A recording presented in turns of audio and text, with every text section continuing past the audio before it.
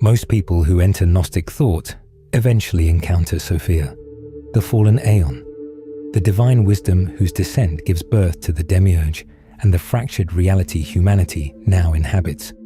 But what if Sophia was never the beginning? What if, hidden behind the better-known figures of Gnosticism, behind the demiurge, behind the archons, behind even Sophia herself, stood another presence almost completely forgotten, a presence so primordial that some ancient Gnostic texts describe her as the very first emanation from the invisible spirit itself, the first thought, the womb of everything, and the mother at the summit of reality itself. Her name was Barbelo. And here is the deeper paradox. While Sophia survived in fragments, while the demiurge became infamous, while Gnostic ideas slowly leaked back into modern spiritual culture, Barbelo almost vanished entirely, buried in forgotten codices and erased so thoroughly that most people today have never even heard her name. Yet according to the Gnostic text discovered at Nag Hammadi, she was not a minor figure. She stood at the summit of the pleroma itself, and in one of the most extraordinary Gnostic texts ever recovered, the Gospel of Judas, Judas even identifies Jesus as coming from the immortal realm of Barbelo. So who was she? A forgotten goddess? A hidden aspect of divine consciousness? Or something far beyond any of these? Because the deeper you go into the Gnostic and Scythian traditions, the more extraordinary the picture becomes. The version of Christianity that history handed down suddenly begins to look very different. A vision in which the divine was not only father, but mother. A vision in which creation begins not with command, but emanation, not with domination, but reflection. In this video, we'll explore who Barbelo really is, her relationship to Sophia and Christ, and why these teachings, once understood, could change not only how you see the divine, but how you see reality itself. Because sometimes the greatest secrets are not the ones destroyed or buried. They are the ones left in plain sight, waiting for humanity to remember how to see them.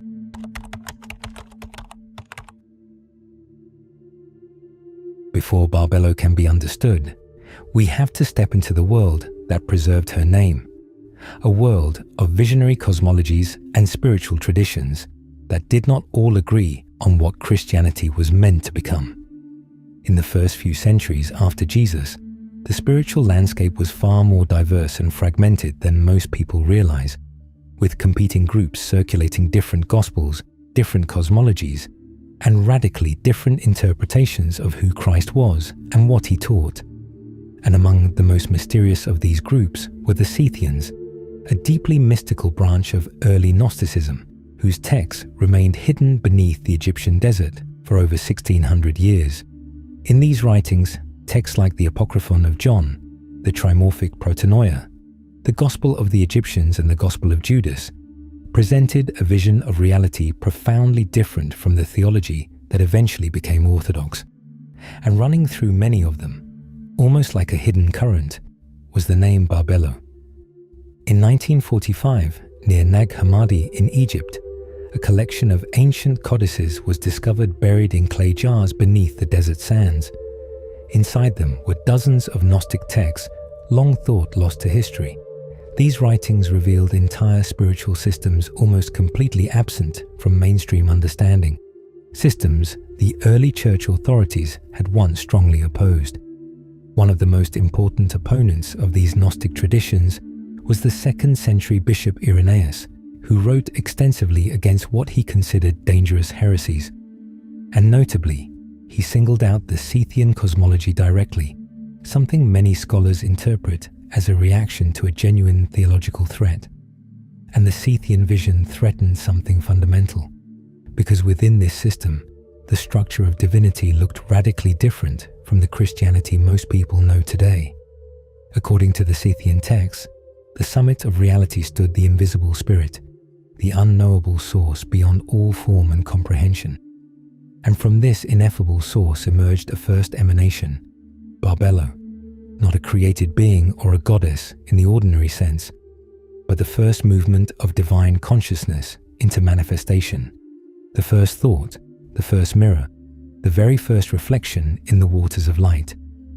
In the Apocryphon of John, the invisible spirit gazes into the luminous depths surrounding itself, and from that reflection emerges Barbelo, described as the image of the spirit, the perfect power, and the womb of everything.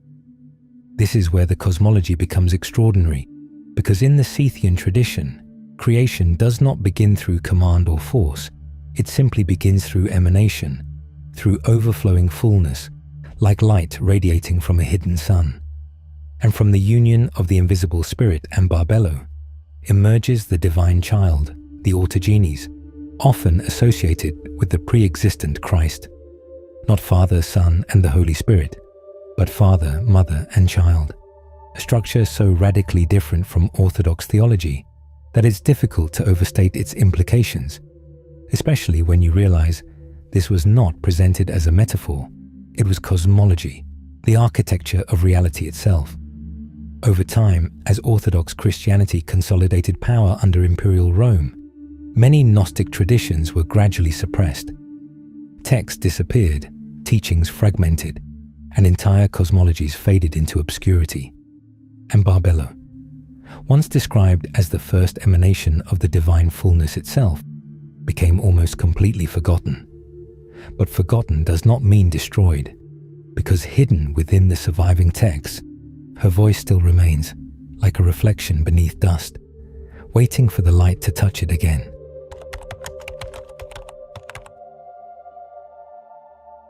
So who or what was Barbelo? The moment you try to describe her, language fails, because the Scythian texts do not present Barbelo as just a deity sitting somewhere in the heavens. She exists before the universe and before time itself. She is described not as a thing within creation, but as the first unfolding of divine consciousness before creation fully emerges, the first thought of the invisible spirit. Imagine standing before a perfectly still ocean before dawn. No wind, no movement, no separation between sky and water. Then suddenly a reflection appears, not separate from the source, yet distinct enough to become aware. This is the kind of imagery the Scythian texts used to describe Barbelo. The Apocryphon of John tells us that the invisible spirit gazed into the surrounding waters of light and saw itself reflected there.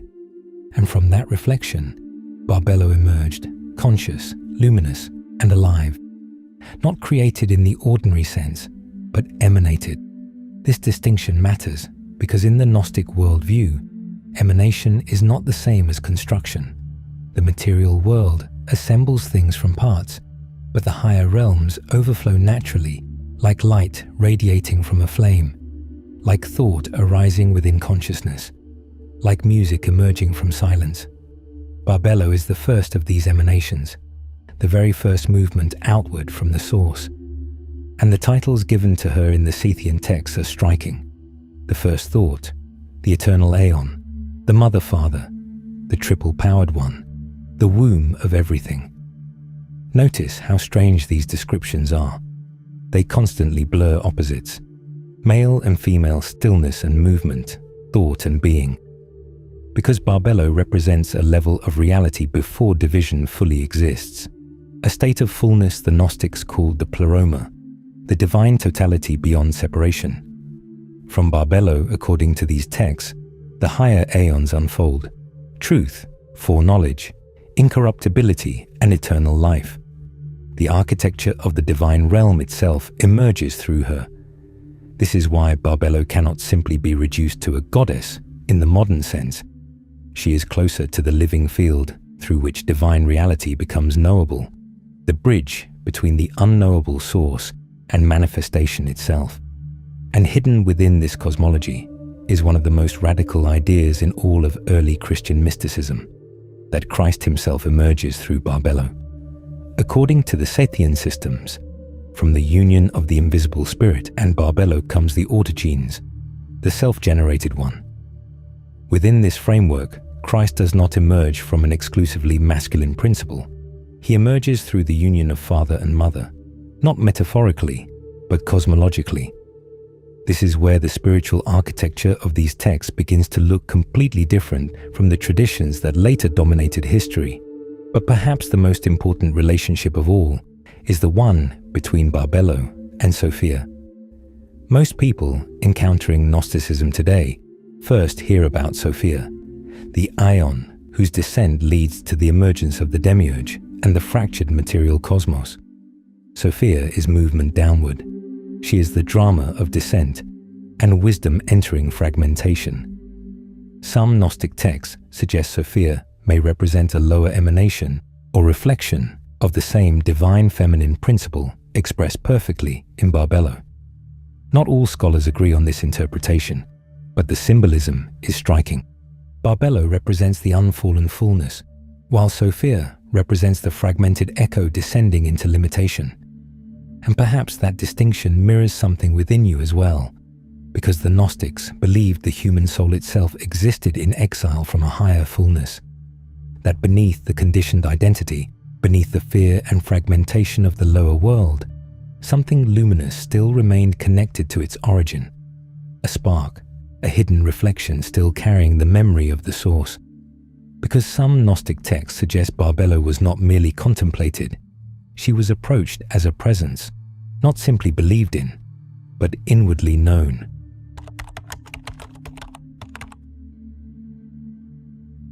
One of the most fascinating things about Barbelo is that the deeper you go into the Scythian texts, the less she feels like mythology and the more she feels like presence. Not merely a figure to believe in, but a reality to awaken to. This becomes especially clear in one of the most visionary texts discovered at Nag Hammadi, the trimorphic Protonoia, whose title means the three forms of first thought. And first thought is one of Barbelo's primary titles. What makes this text even more profound is that it appears to speak in her voice directly, not as commentary, but as revelation. Listen to the language carefully. I am the thought that dwells in the light. I am the movement that dwells in the all. I am the firstborn among those who came to be. I am the voice. I am the word. The text unfolds like a transmission descending through layers of reality, voice becoming speech, speech becoming word, invisible thought becoming manifest expression. And perhaps this is where the Scythian view became so challenging to the religious order of its time, because it was not built around obedience, but around direct encounter, what the Gnostics called gnosis. The divine was not somewhere beyond reach, it was something consciousness itself could remember. And according to some Scythian texts, Barbelo was not only contemplated philosophically, she was approached devotionally. The three steles of Seth contains hymns and invocations directed toward her as a living spiritual presence, a mediator between the soul and the invisible spirit. To the Scythians, Barbelo was not just an abstract cosmological principle, she was experienced and encountered. And this is where the Gospel of Judas changes the entire picture, because most people inherit a very specific image of Judas, the betrayer, the villain, the disciple corrupted by greed. But the Gnostic version is radically different. In the Gospel of Judas, Jesus asks his disciples who they believe him to be. The others answer within the framework of the conventional religious world they already understand. Only Judas recognizes something deeper, and his answer reframes everything. I know who you are and where you have come from. You are from the immortal realm of Barbelo. That statement is not merely radical, it completely relocates the origin of Christ, not from the visible heavens, but from the immortal realm of Barbelo herself. And within the text, this recognition is precisely why Judas is separated from the others, not because of intellectual belief, but because of direct recognition. The text even reframes the betrayal itself. Rather than portraying Judas as evil, the Gospel suggests he participates in a hidden role within a larger spiritual drama, helping release Christ from the limitations of material embodiment. Whether one accepts this framework literally or symbolically, the implication is impossible to ignore. The disciple history once condemned as the ultimate traitor becomes the only one capable of perceiving Christ's true origin. Again and again, the pattern repeats. The hidden truth is rejected by the visible world. The one who sees clearly is condemned by the crowd. And perhaps this is why Barbelo disappeared so deeply beneath history, Because once you encounter these texts, the structure of inherited religion begins to shift in dramatic ways. The Scythian vision places the feminine not at the margins, but at the center. Salvation comes through awakening rather than obedience. The soul is not simply sinful, but asleep, and the material world is not the final reality, but a copy. This is why the Gnostics spoke so often about remembrance, because for them, awakening was not about becoming something new. It was about recovering something buried beneath layers of conditioning, fear, and forgetfulness. And perhaps that is why Barbelo can feel so profoundly familiar when first encountered. Not because she is easily understood, but because she feels remembered, like an echo your soul once knew before the noise of the world.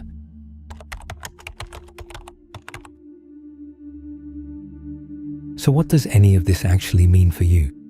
Because it would be easy to leave Barbelo just as a fascinating piece of Gnostic cosmology.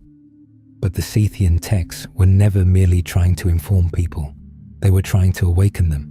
And perhaps the real power of Barbelo is not found in treating her as another spiritual concept, but as a symbol pointing towards something the modern world constantly pulls you away from.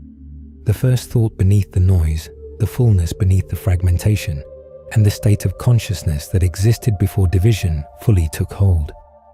Think about the material world, the endless distraction, constant stimulation, a civilization that trains you to look outward endlessly, while rarely asking what exists beneath the surface of your own awareness. Perhaps this is why the image of Barbelo feels more relevant now than ever, because in the Scythian vision, she exists before fragmentation, before division, and before the false self fully crystallizes. She represents a state of consciousness closer to wholeness than conflict, not perfection in the moral sense, but completeness. And the Scythian path toward that fullness was not about adding more, it's about uncovering what was already there. The Gnostics believed the soul carried traces of its origin within itself, not as information, but as recognition. This changes the entire orientation. Instead of asking, "What must I become?" the Scythian question is, "What have I forgotten?" Instead of endlessly constructing identity, you begin observing the layers already constructed around you. The fears, the inherited beliefs, the constant mental movement preventing silence within. And here's another paradox. The deeper truths are often not found through mere seeking, but through becoming quiet enough to perceive what was already present. This is why contemplation mattered so deeply within Gnostic traditions. You do not need to imagine Barbelo as a literal being descending from the heavens. You can approach her symbolically, as the memory of an undivided consciousness buried beneath fragmentation, as the image of what existed before the world taught you to forget. And perhaps the most important question the Scythian tradition leaves you with is not "How do I become more?" but what has been quietly present underneath everything. And perhaps the most radical act in a distracted civilization is not searching endlessly in the external world, but returning inward to direct recognition. Perhaps the strangest thing about Barbelo is not that she was forgotten, but that she was even remembered at all. Across centuries of buried texts and lost spiritual systems, her name still survived, hidden beneath the sands of Egypt, preserved inside forgotten codices, waiting for a time when humanity could see her.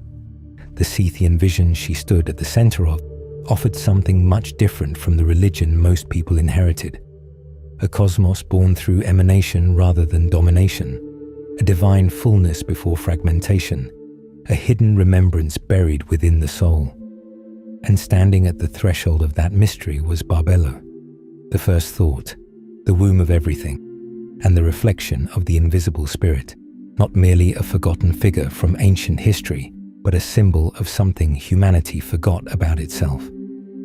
Because beneath the noise of modern life, beneath fear, identity, and distraction, there are those who sense something has been lost, that beneath ordinary reality, another layer exists, a hidden fullness. The Gnostics believed that longing was not meaningless, it was simply the soul remembering.